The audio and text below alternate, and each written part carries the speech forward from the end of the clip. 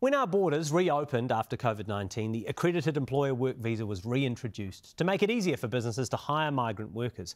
But almost immediately, immigration expert raised concerns, warning that insufficient checks on accredited employers were leading to scams and widespread mistreatment of migrants.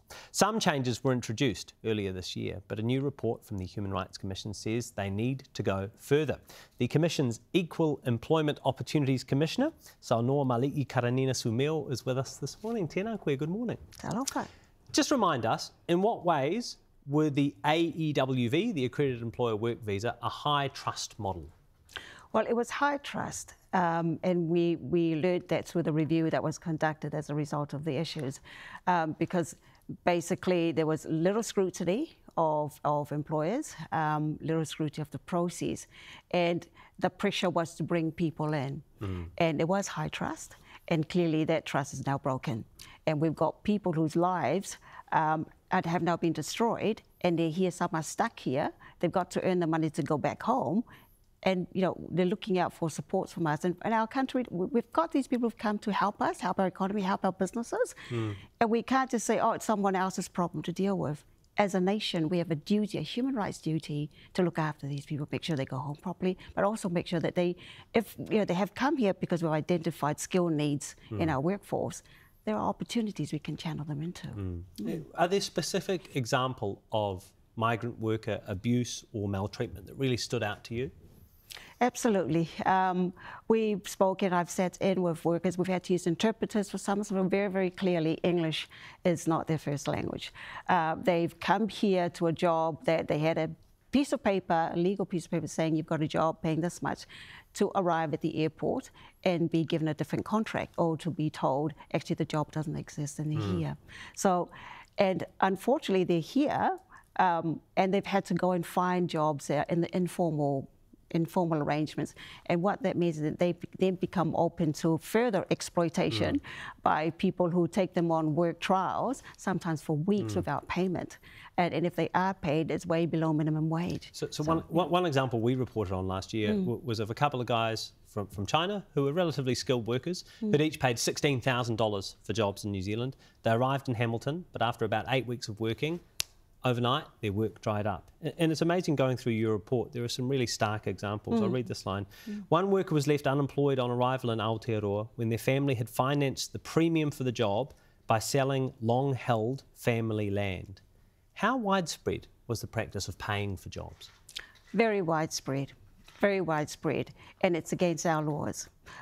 So one of the problems is that people overseas don't understand our laws. So, you know, they are very, very vulnerable. You know, they've been presented this opportunity. Go to New Zealand. We've got this great international reputation to being a fair and equal society where you'll be treated well. They buy that dream. They've been sold that dream, and they buy it, some for a lot more than $16,000 you just quoted to me, and they come here to be let down. So it is a systemic issue, and but it's not a new issue, Jack. You know, we've had unions, migrant worker reputation, been talking about this for years. Why does it still continue? So here's an opportunity for the new minister, the new government, who are very business supportive in their policies, support our businesses. Whilst businesses, you know, can't succeed without people. So let's put the onus on businesses to step up and do better in terms of the ethical recruitment, you know, conduct and so forth, so that people don't continue to be treated in this way, and it's not good for our reputation in terms of trade. So earlier this year, as I mentioned, Erica Stanford did make some changes to the Accredited Employer Work Visa, and the government is currently working on a review. But one of the key recommendations in your report is that you want to end work visas being tied to specific employers. Why is that? Yes, because what we've learned is that when someone is being exploited, they're stuck with a certain employer, so they can't exit that relationship and take their talent to someone else who might need it. And, you know, and we know that we do have skill shortages in New Zealand. So when they're tied, they tend to then endure, unfortunately, forms of exploitation because, you know, they still need to get paid even if they want to go back home. So tying the visa to an employer basically puts them at risk of being further exploited. And while we have a migrant exploitation visa where they can apply to shift, it's not that easy. Again, if you don't understand English, if you're not literate in terms of your rights, and also when you have limited networks, who's going to give you a job? It's not that easy. Oh, so you do have that exploited migrant worker visa option. There is also a possibility for people who are on this visa to apply for a variation of conditions on their visa if they have an offer of work from a new employer. So isn't that enough between the two of those options? No. And as I said, because the reality of someone who comes here, who number one doesn't speak English, is really difficult. If they don't know their laws, if they don't have a support network, it's not that easy. And also, if you're going to make a complaint about an employer, that takes a lot of courage. And it's really scary to do that for a normal Kiwi. So having these options is actually not realistic for the people that we're talking about. There is an English language test now. That is one of the changes that the government brought in. What kind of difference will that make when it comes to literacy and migrant workers actually understanding their rights? Yeah, well, I think that's a positive step, Jack, because I said that will at least make sure that when they come, they understand their right, and if there are changes, things that they can understand. But you still got to have money to afford a lawyer to give you a second opinion on the new contract that's given to you. So it's not enough to have that. But certainly we would want people to have access to unions. Some of them have been intimidated not to join unions. You know, they have a human right to join unions, freedom of association. So there are lots of other things that need to be built in to make that work. Having the English proficiency is only one thing, but also it puts the onus back on the worker to put their hand up when something's gone wrong, and not on the businesses who brought them in. Yeah. In July, the government shut down a group that was providing advice on modern slavery law. Brooke Van Velden, who's the minister responsible, said it isn't a priority for the government. What do you make of that decision? I think it's the wrong decision. We have gone to the United Nations and lobbied various embassies to support a recommendation to New Zealand to bring in modern slavery legislation. Some of our key trading partners, United Kingdom, Brazil, Mexico, people who want to do business with us, are recommending that we look at measures to bring modern slavery. We don't have modern slavery legislation.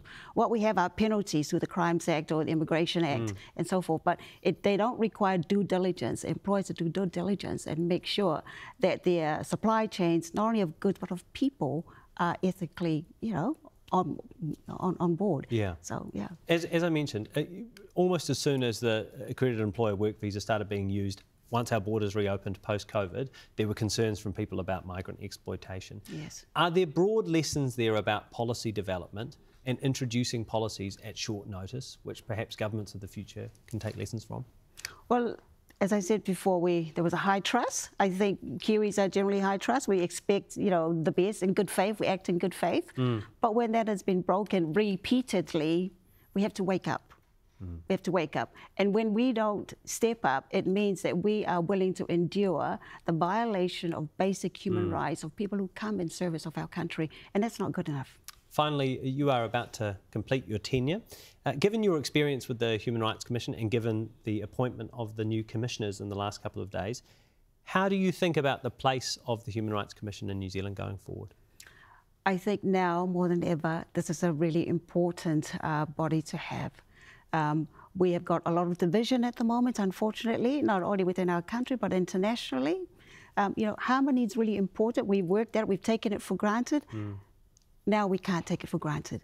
So it's really important that if we want to continue to be a safe and harmonious country, it's really important for the Commission to make sure that their leaders are also coming in with that sort of commitment. We are a good country and we want to remain that way and prosper. Do you have confidence they'll have that commitment? I have confidence in the leaders. Our new government have selected these three amazing people. I know one of them. Despite our differences, Jack, we all care about our country. We care about, our standing in the world. And so, despite our differences, I believe that they're, the best selection by the Cabinet for us going forward. Saunoa Mali'i Karanina Sumio, thank you very much for your time.